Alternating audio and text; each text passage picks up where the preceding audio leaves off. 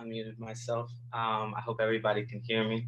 It's a true pleasure to be here. Thank you so much for the lovely introduction. It's a true pleasure, especially to be here for the Buffett Institute, because I'm presenting some of the research that I first did on following my stint at the Buffett Institute of Global Affairs.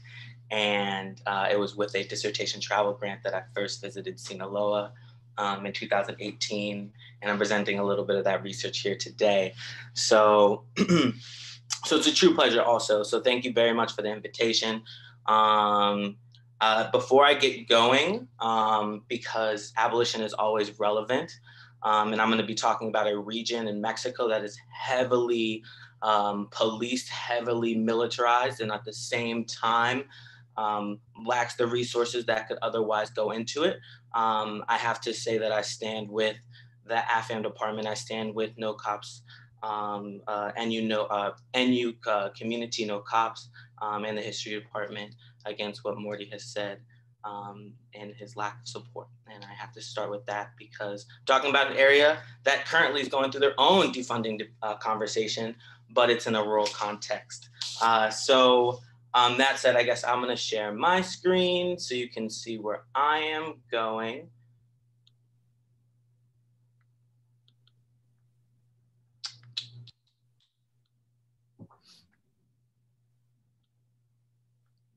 Right. Should have had it. Okay. Hope everybody can see the screen, okay? So to start, I'm going to be talking about, so the presentation is called Oilseeds and Slippery Slopes. We're going to be looking about different types of political ecologies of violence in the state of Guerrero principally, but if we have time, we'll jump into the state of Sinaloa as well. So where are we going? I'm going to start with oilseeds. I'm going to talk about what they are, where they were, and then who participated in them, and where they were grown, and why that matters. And I will be and ultimately my argument is talking about the state investment in illicit oilseed production after the Mexican Revolution, oftentimes led to, especially in the states of Guerrero and the states of Sinaloa, to the cultivation of illicit oilseeds. So I'll explain a little bit more what I mean by both of those. So we'll jump into the regional case studies. I'll spend most of the time on coconuts and in coastal Guerrero, and then I will conclude with the conclusion.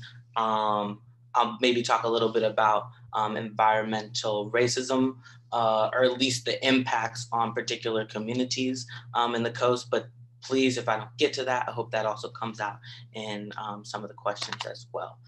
So that's a sense of where we're going in this conversation, just so you don't get lost. Cool. Oops. Okay. Oh, yes. Okay, so really quick, just a note on sources, archives, libraries.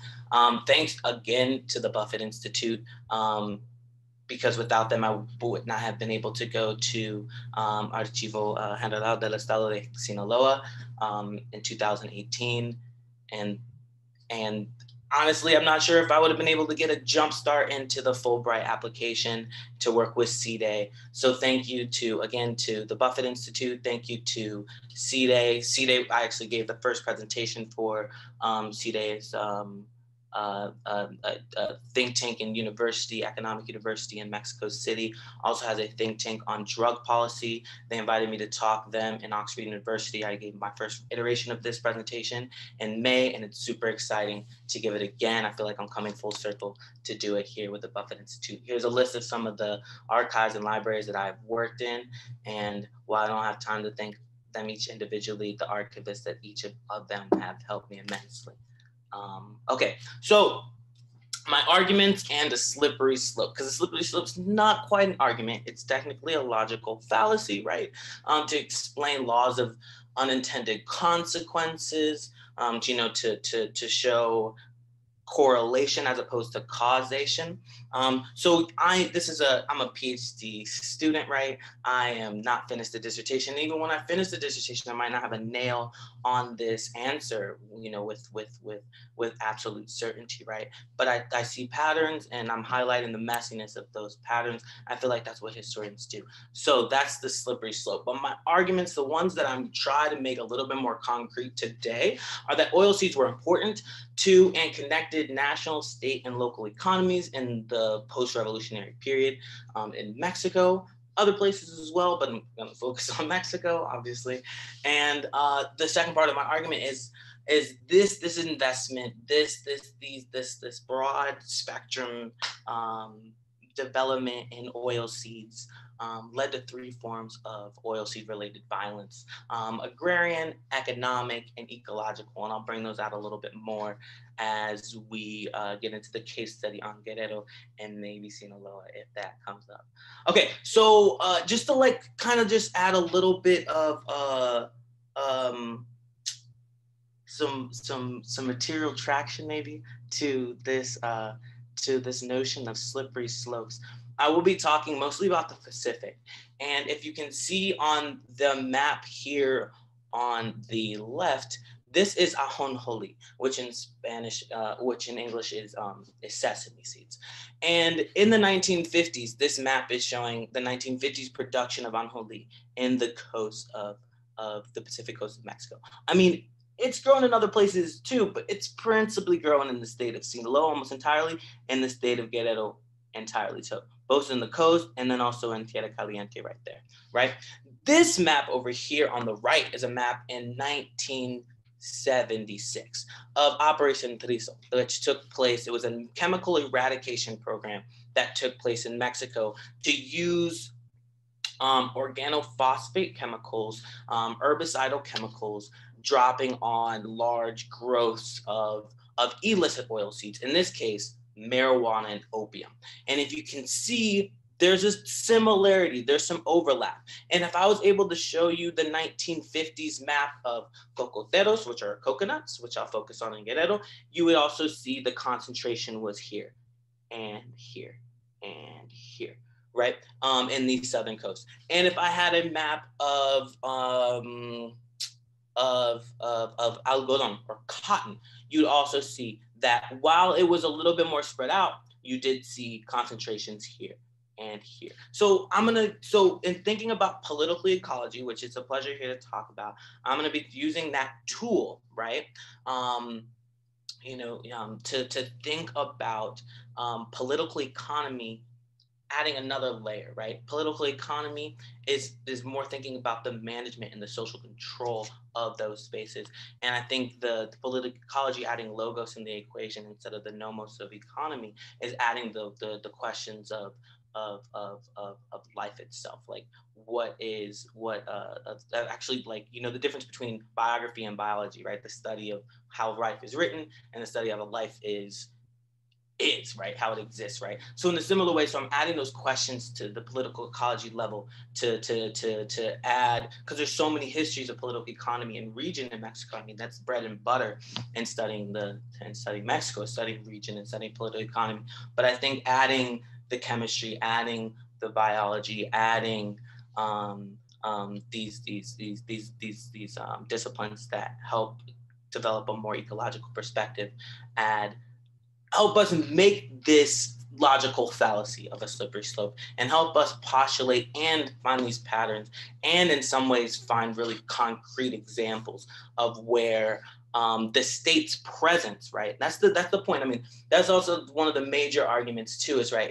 It's not the argument of these marginalized, remote, distant spaces,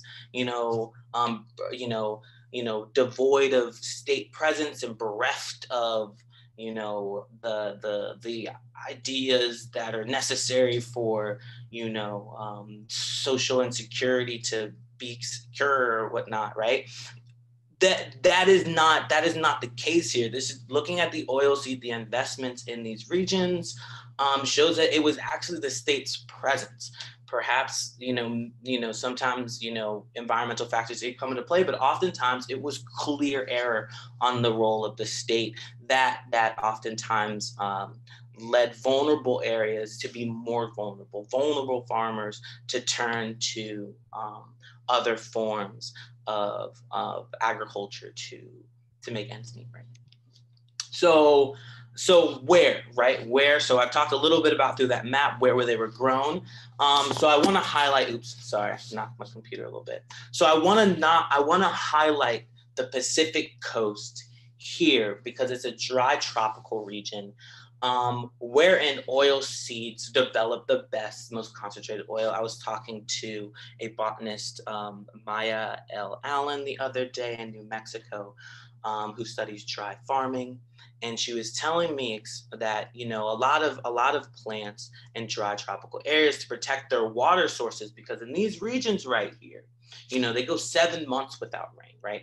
And if you see the very thin regions of arable land, if you look at this topographical map and you see how thin those areas are, they're very fertile, but they're very thin, right? These areas,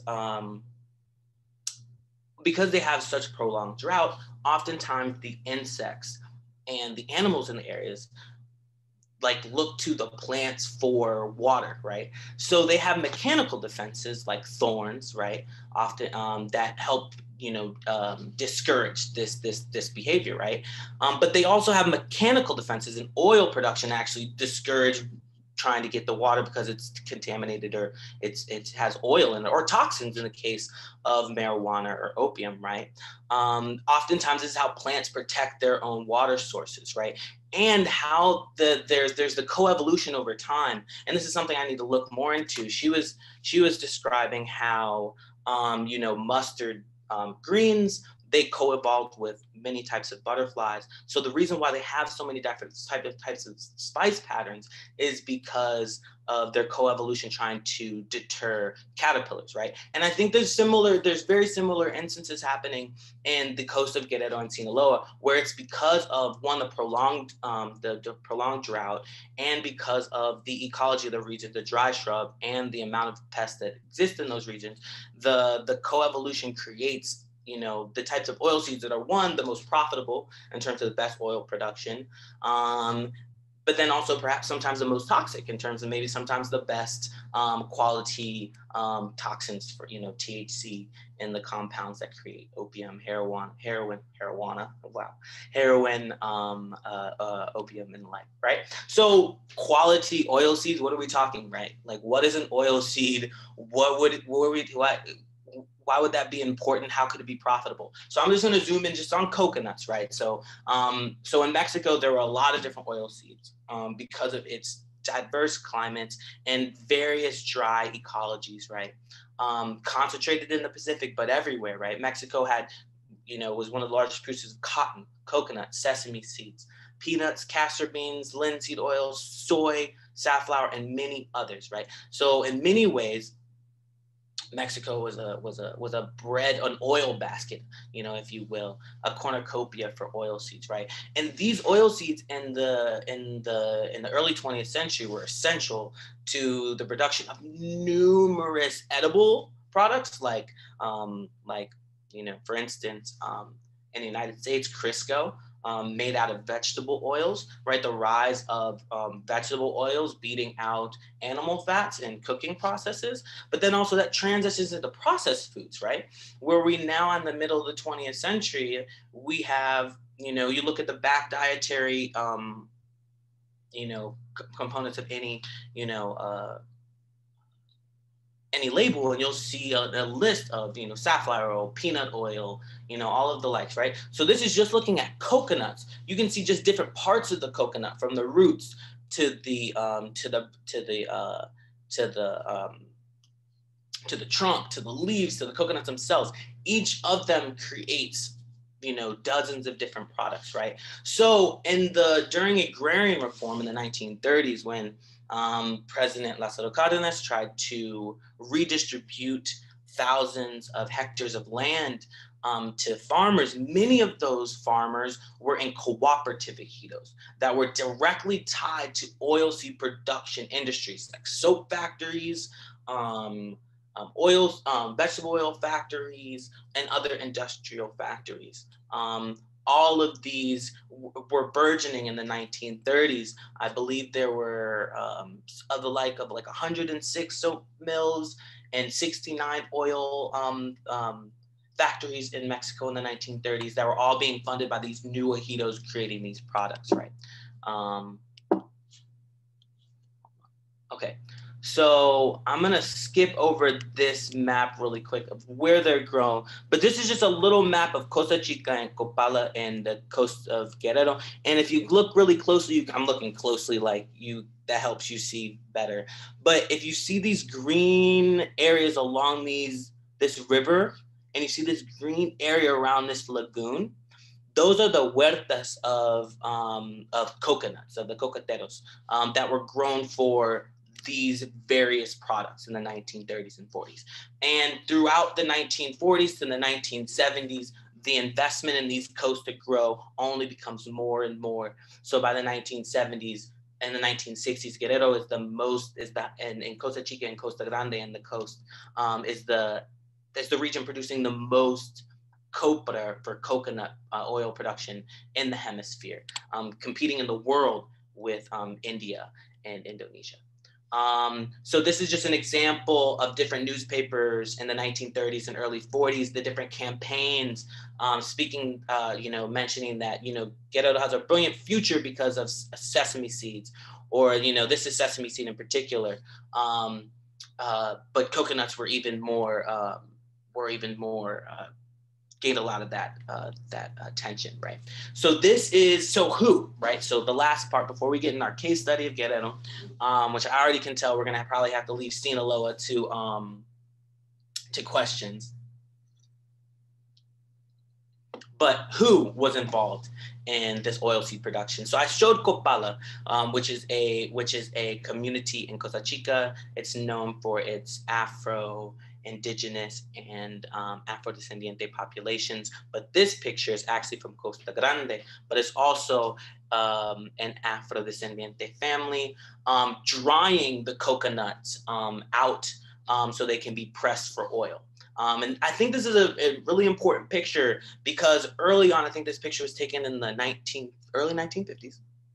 Early on, ejidatarios who grew the copra, or which they called themselves copreros, they were able to dry the copra out in the sun during these prolonged drought, 7 months without rain.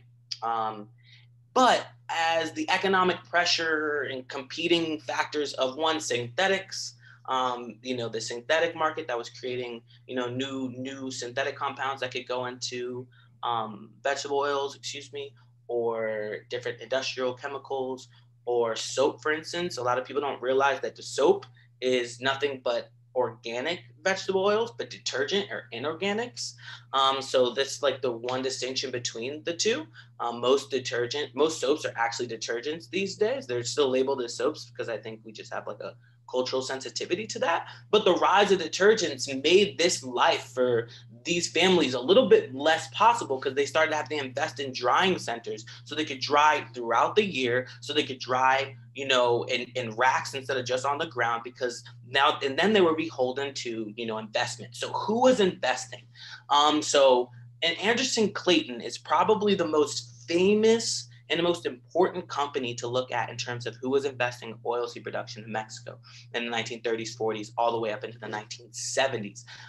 They go bankrupt. We don't know Anderson Clayton right now because they actually sold all of their holdings to Unilever, which is one of the world's largest soap and detergent companies, in 1985. They sold all their holdings in Mexico and Brazil in 85, and they sold everything to Quaker Oats in 86. But up until this point, they were one of the largest agricultural companies in the world, and they actually bankrolled. Nicole Montier has done some really impressive research on this. They actually bankrolled a lot of Mexico's ejido credit bank system. People have looked at the cooperative ejidos in the Laguna area in Coahuila and Durango that grow cotton. And most of that cotton was for Anderson Clayton companies. And Anderson Clayton did the same thing in the coast of Guerrero, and they did the same thing in Sinaloa with cotton and with sesame seeds. They basically helped invest in these large-scale production. They were kind of the driving engines. When people talk about the Mexican miracle, when people talk about the Green Revolution, they're one of the major companies that's involved on the ground funding these processes, making fertilizers affordable and accessible to farmers, right? But then leaving them beholden to the new patterns that come with that, right? So that's just an example. So before I talk myself out of my 30 minutes, I'm probably getting pretty close. How much time do I have left?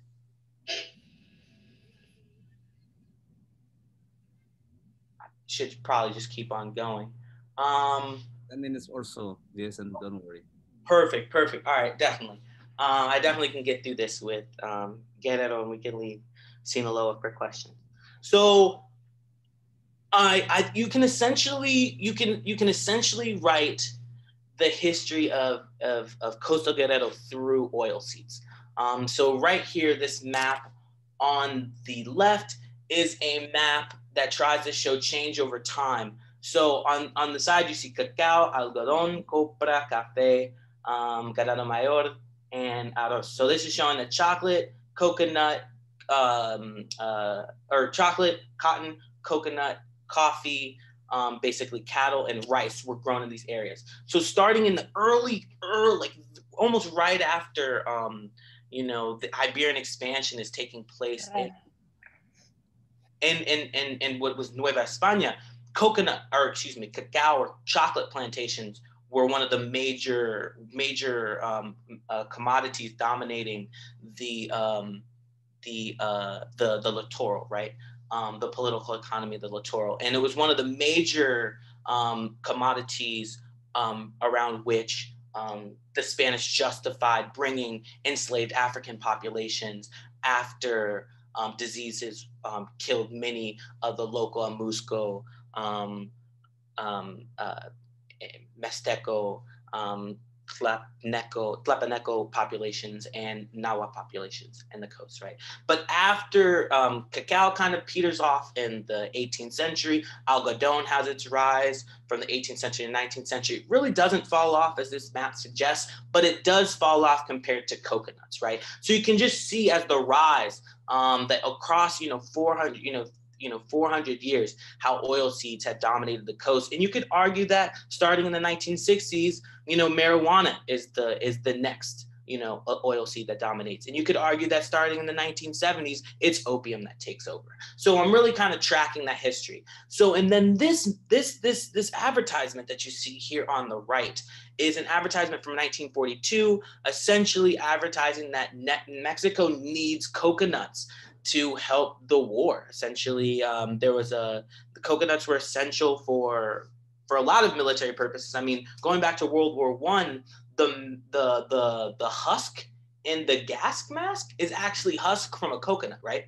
So just to give an idea of just like how essential some of this materia prima, or this material was for industrial processes and warfare. So this is an advertisement from 1942, just essentially saying that these coasts are going to become important in the coming years.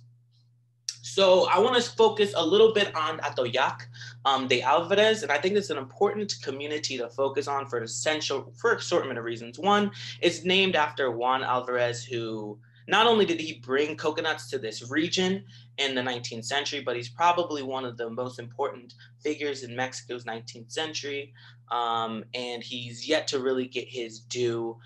He was an Afro-Indigenous leader, ultimately becomes president in 1855, but I don't need to get into his history, but he was one of the most important military leaders from the independence movement to like the liberal reforms in the 19th century. And this is where he reigned. He was the caudillo of the coast.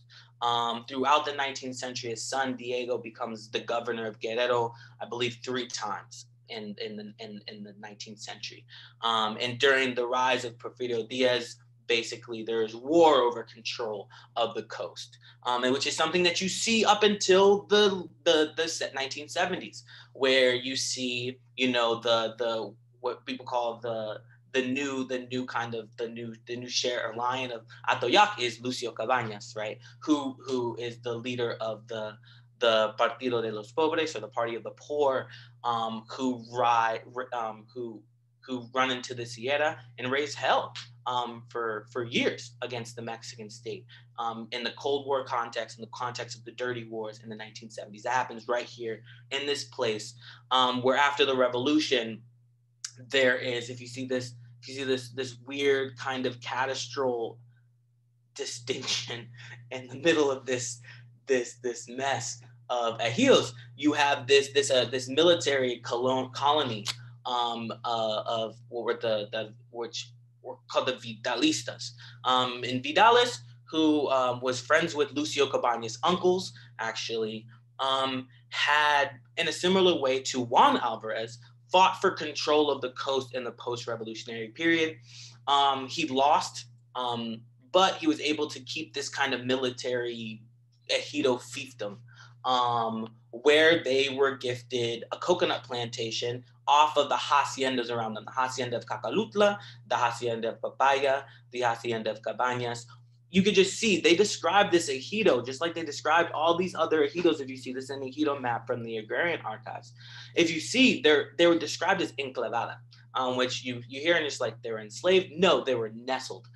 They were nestled within each other. So basically, in order to control this land, the land that they just took from all these different haciendas, there was all-out war during the agrarian form of the 1930s, where in agrarian violence peaked high levels. You know, dozens of people were assassinated in each of these ejidos, but especially in this ejido named after Juan Guerrero,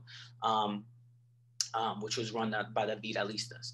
So one of the papers that essays that this presentation is talking about, and you know, I don't have time to get into too much detail about it, and I would love for you to, you know, read the piece and, you know, offer feedback in another way, but goes through kind of the political history, tracking the Vidalista as a social political movement all the way up to Lucio Cabañas, and showing how central coconuts were, because this was a group that fought against the state and won twice, but they lost to coconuts, which is my kind of point. So how do they lose the coconuts? So this is just kind of some pictures also from the Agrarian Archive, so you can see. So this is an oilseed plantation. You actually have maize and sesame being grown between the coconut plantations here on the left. And over here, this is one of the major factories that was actually right there on the coast in the Ejido El Tiqui, in Atoyac, and it was called El Progreso del Sur, or the progress of the South, right? And that was the name of the factory. That was the idea. That's what that's going to bring to the region, right? But when Vidalistas took over, they burned this factory down, right? So, and it was that to show the contention around these spaces.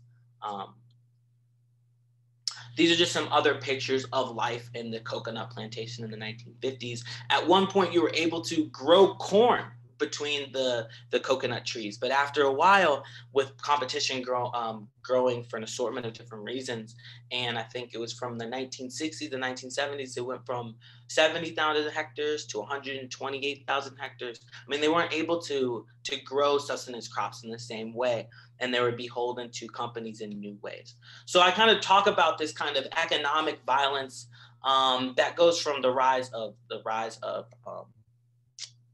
farming costs because of the fertilizers now involved, the fluctuation of prices because oilseeds are so fungible on the market, you know, because they're so easily replaced by other oilseeds. It's kind of like you saw the what do they call it? Like the merry-go-round out in the Noria, no, not the merry-go-round. What is it in English? The Ferris wheel, the Noria, the Ferris wheel of of hard fibers. Before you saw the rise of plastics, the Ferris wheel of hard fibers, you know, it could be, you know, there was hard fiber that was grown in Russia, there was hard fiber that was grown in the Philippines, there was hard fiber that was grown in Mexico, and all of those economies, you know, blossomed and petered off really hard because they're very fungible on the market. One for different products, for different times, you could use them. So sometimes, people were like, I guess we don't need coconut oil for this type of soap, or now we need, now people want to, for hard water, there was a rise of detergent, so they stopped using coconuts in the same way. So the price fluctuation was drastic. I mean, the Cooperados were able to unionize, and by 1959, they created the first direct sale of copra without like an intermediary. So direct from like campesino to export. But that wasn't without massive amounts of import years right around it. So 61, 65, 70, and that's not to mention the huge fungal epidemics that really hit the coast in the early 1960s that left tens of thousands of farmers without market. So when we talk about the fungibility, we talk about the perishability of these products. We also talk about the rise of. We also talk about what's different. Why would Acapulco Gold become a household name in the United States? It's like this first strand that people are familiar with by 1964, right? Which is grown in the hinterlands of Acapulco in places like Atoyac. I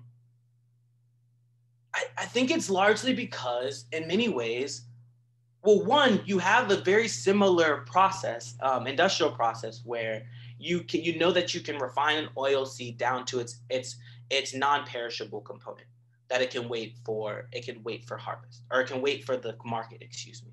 And that's what hoarders, oftentimes the industrial intermediaries in the coast, would do to undermine farmers' kind of economic power. What they would hoard, the oil until it was profitable on the market. That's something you can also do with marijuana and opium, right? And that's something that, traffickers started doing, dropping off marijuana seeds, dropping off opium seeds to farmers, saying, we'll come back and get this later. They're not beholden to the same natural, it's almost a defense compound and a mechanical compound, kind of like what we talked about in the very beginning with thorns and with the production of oil itself within the plant, right? That to some extent it combated that market dynamic that left the communities beholden to these gigantic market fluctuations that crushed them time and time and time again. And it only got worse after their social and student movements met violence. Most famously in Tlatelolco in 1968, but famously throughout the 1960s in Guerrero. Lucio Cabañas and Herana Vasquez were student teachers, familiar with places like Ayotzinapa, which is something that scholars of Mexico, especially scholars of Guerrero, know very well today, right? So they only hit the hills, they only picked up guns once they faced state violence, right? But they felt like they had been facing state violence because the state had been time and time again investing in industries as opposed to investing in their rural situations, making sure that industries knew that they could know what prices they would be buying from the farmers, while giving the farmers no similar guarantees or forms of security, right? And this is time and time again, compounded by the landowners that still felt affronted by the agrarian ejido system. It all still were perpetrators of massive amounts of agrarian violence. And it was in this context that you see counterinsurgency and counter-narcotics, use the ideas of agrarian or agricultural development, the Green Revolution, spraying, thousands of hectares of coconuts with pesticides, to, doing the same thing with helicopters purchased from the U.S. military to spray, fields of marijuana and fields of opium, right?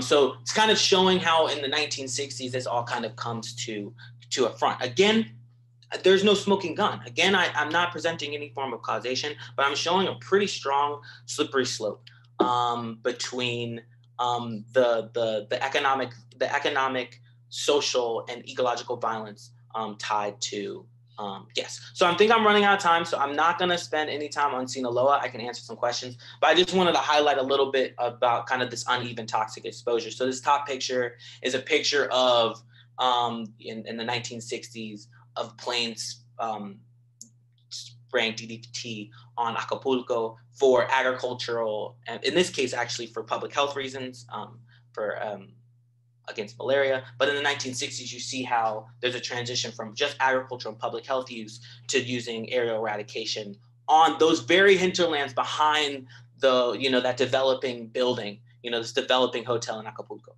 And by the 1980s, you see not only is the world, coming to see that, every minute, around the world, an agricultural worker dies from pesticide contamination. But in the state of Sinaloa, you also see particularly indigenous populations coming from the state of Guerrero, particularly coming from Costa Chica, coming from areas that grew coconut and sesame, that now live in Sinaloa in their agricultural belt, breadbasket, that are now subject to the agricultural pesticides there. And just to show, just lastly, that still in 2019, 111 pesticides used in Mexico were, it doesn't say here because there's a typo, they were illegal in the United States. So just a roadmap of just where we've been. We started with oilseeds, what, where, when, who. I spent too much time on the first case study as I expected and didn't get into the second one. And I presented what scholars are calling the orphans of modernization, which is that modernization from the state oftentimes leads to people being left behind.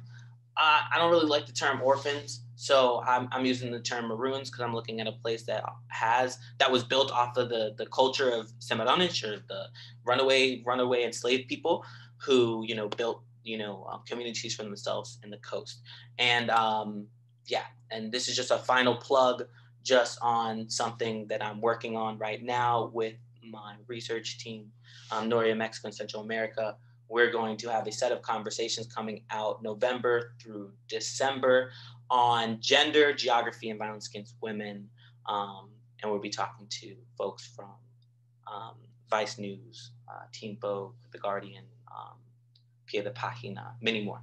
So that's one thing I really feel like I didn't really nail in this conversation. I don't really feel like I'm nailing in my research, and it's one thing I want to really bring to the conversation about understanding how violence takes place. It takes region, but it also how it takes place in gendered aspects as well, because we didn't touch on that today. And that's all. Thank you. All right. Thank you, Jayson. That was really wonderful and very engaging. All right, this is the session of Q&A. I hope everyone is ready for their questions to Jayson. There's one participant questions here from Son Henretta. Can I just read the questions, or Son want to unmute themselves and ask the question? Either way is fine. Okay. You can go. Okay, great. Thank you for this, Jayson. This is really, really great work. So I was just asking, I'm less familiar with Mexico's economic history than I certainly should be. I mean, can you just give us a kind of sense of the overall shape of the labor involved in oilseed production and how it changed? And I guess I'm particularly trying to get a feel for how much of this production was under the control of firms that were hiring sort of, wage laborers, how much of it is smallholders where people doing the work are also landowners, and how much of these kind of large holders that are basically, have either, some kind of locked in labor or wage labor that they're bringing into privately owned firms. And how does that change? And then I guess when you're kind of talking about unionization at the end, I'm familiar with situations in which you basically have planters that are forming unions, kind of the landowners, right, that are unionizing to protect their interests, as opposed to, the people actually doing the kind of the work on the plantations. And so who was kind of unionizing in those contexts?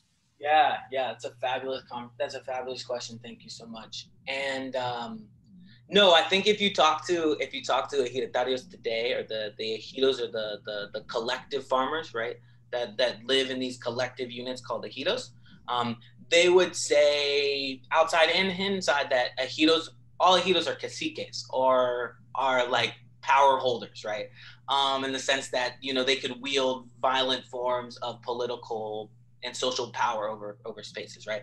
But to start in the 1930s, so I wanted to make a distinction that in the coast, they were cooperative ejidos. So they're already being built off of a more integrated, more industrial setting in mind, that they weren't just being given bad land to grow as many beans and corn as they wanted. No, they were given land expressly that was like good hacienda land. That was good. A lot of those haciendas were owned by U.S. firms.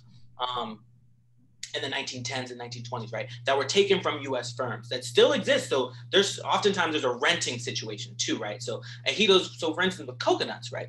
Coconuts, the labor for coconuts is it's all early, right? It's all taking care of the coconuts for the first 3-4 years of life. But after that, once they start bearing fruit, you don't really have to do too much. So oftentimes there's a lot of renting that's going on, because the ejidos only got part of the hacienda land. The hacienda land is oftentimes still used for cattle or still used for other forms. So that's what really changes over time, is that between 1930 and 1960, I don't think really people realized how essential these oils would become in so many different factors of the modern world, right? And it was just, that's why they were consistently invested in and not invested in, consistently invested and not invested in. And still today, when you look up at essential oils, which one is fetch is so hard to find, right? I say fetch because I'm close to Evanston. But that was a bad Mean Girls reference. I'm sorry for anybody who didn't get it. But yeah, so that changed over time because of the diversity of the crop as an input in different edible and non-edible components. So it becomes something that's incredibly industrialized by the 1970s, right? With huge warehouses, huge drying centers, huge fertilizer firms that are creating their own chemicals, right? And then they're also it's on the coast, so there's a port economy too. So they're also tied to the ports and the labor there too as well, which has always been the case with the labor on the coast. I hope I answered the question for the most part. Right. We will have another questions from Dexter. Please ask, Dexter. Thank you. Hey everyone, Jayson, that was wonderful. So good to get an update on your research. I really enjoyed it. I just would, I have, I guess, two questions. So firstly, I was hoping that you could elaborate on your idea of a slippery slope, like what kind of work it's doing for you, like what exactly is slipping? Like that was a question that I had. And then secondly, can you maybe explain why why you don't want to talk about causality? Like what is your methodological reason for not talking about causality? Well, I'll just start with that one first. So I'm dealing with one, illicit economies, and two, I'm dealing with like very rural marginalized economies. So causality it's a defensive compound, like the oil that's produced in these seeds, right? So or by lack thereof, right? The reach for correlation is simply a pragmatic one at some level, right? It's pragmatic. It's simply things don't exist. I don't have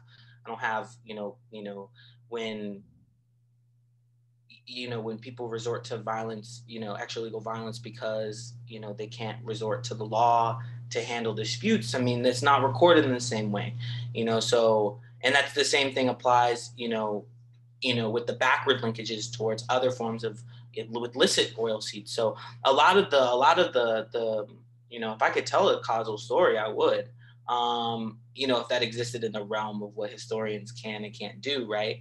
But so I definitely think it's more of a source-based issue. It's more of dealing with illicit economies, dealing with, even without the illicit economy, just dealing with the, Guerrero as a state that records itself. So one, before I started the study in the state of Guerrero, their state archive closed. It doesn't exist. Thank you very much for the Buffett Institute for the money to go there, but it doesn't exist, right? Like I had to find out the hard way. So I spent all the time in Sinaloa, right? But I was able to, through military archives, I have like an 18 disc collection of the actual state archive before it was destroyed. And I've been making copies of it with I worked for the Human Rights Department in Mexico City when I was Fulbright. So that's when we have recordings there. Paul Gillingham, my advisor at Northwestern, we have a copy there. There's also copies at a couple think tanks in Mexico City. So I spread out. So I'm trying to get that base back because it doesn't exist. And then also, not only does it not exist, but in the 1950s, all the municipal archives from Guerrero were brought to the state archive, which no longer exists.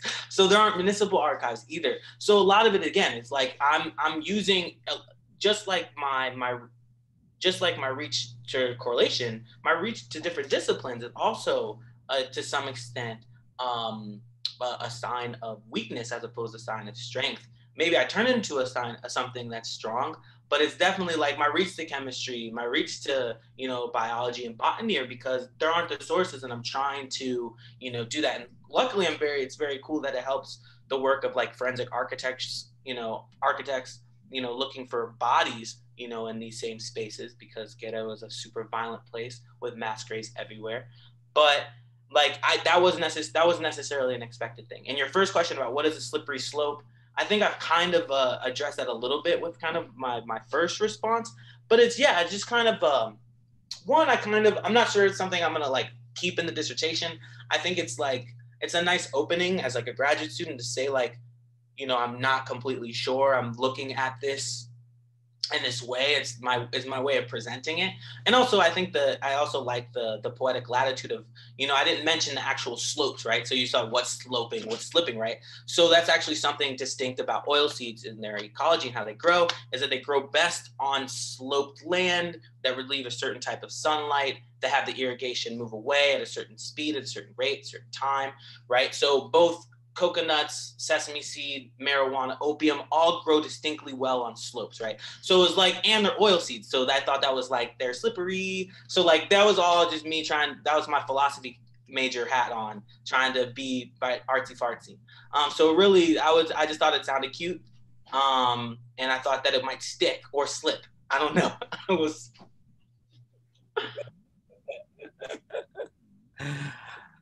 Oh. I hope, Dexter, you're happy with that answer. Okay. Anyone who would like to ask questions? Okay, there's Pepe.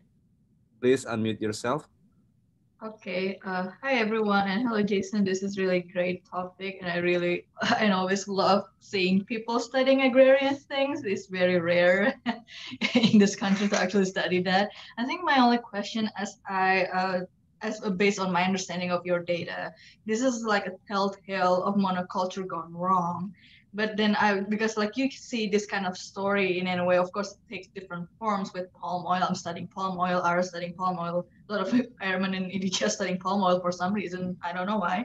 But then I was like wondering, and this is my sociologist hats on, like what makes oilseed different and what kind of thing that finally shapes the history of like Mexico in terms of like land ownership, given the narrative and the violence that the oilseed has give birth to Mexico in general?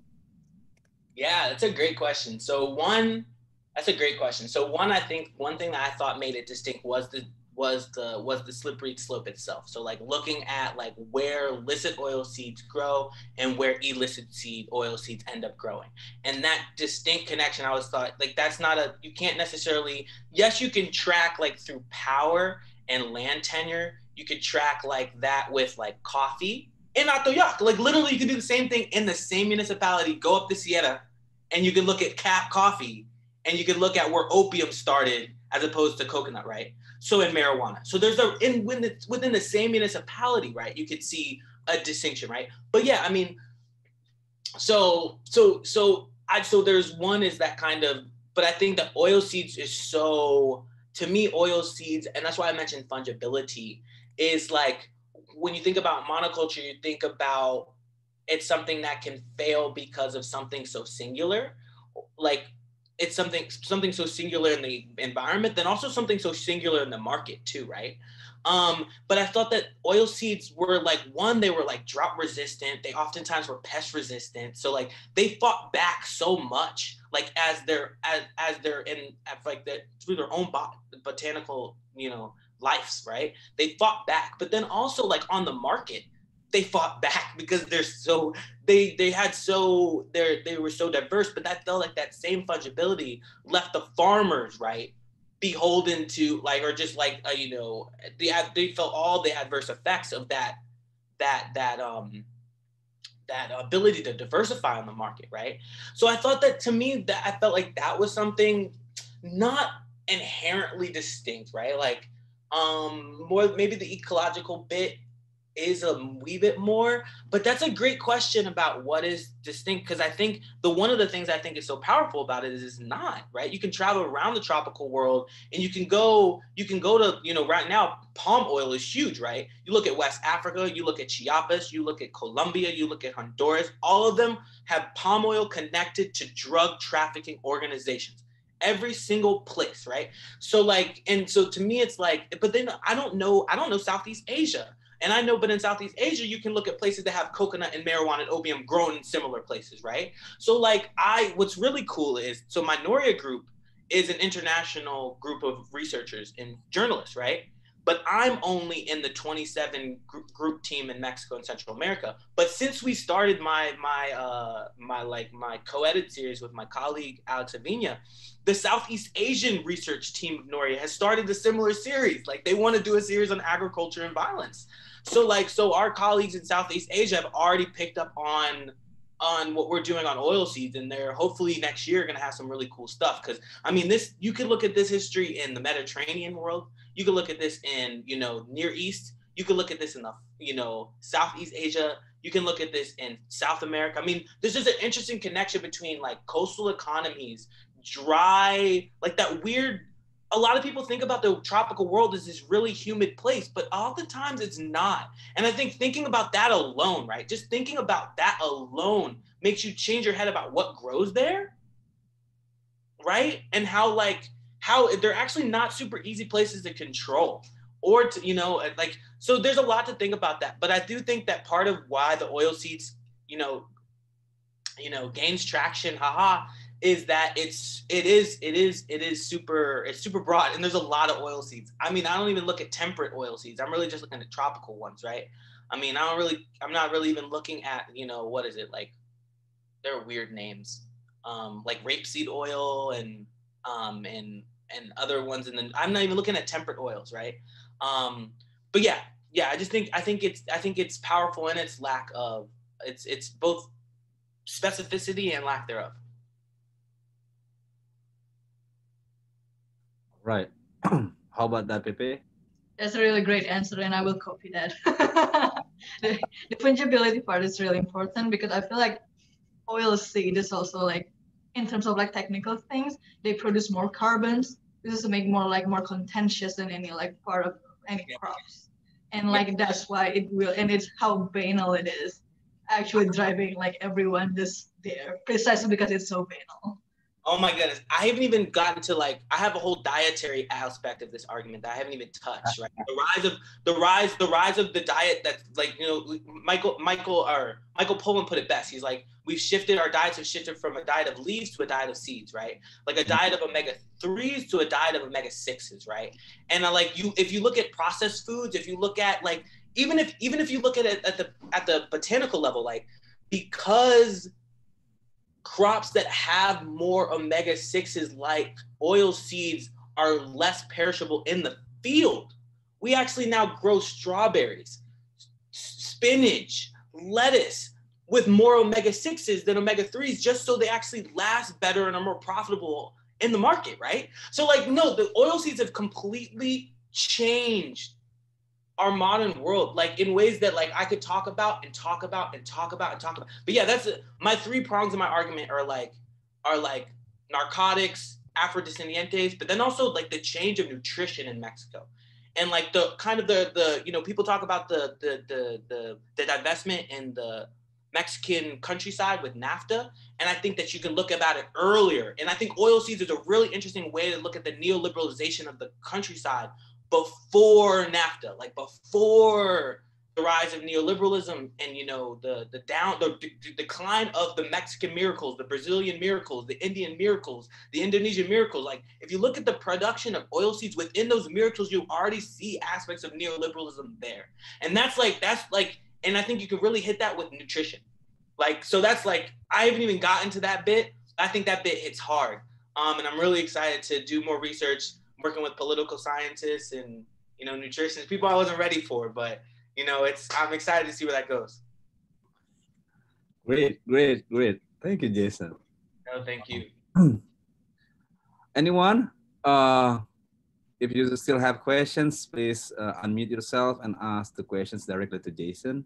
We still have time left here, obviously.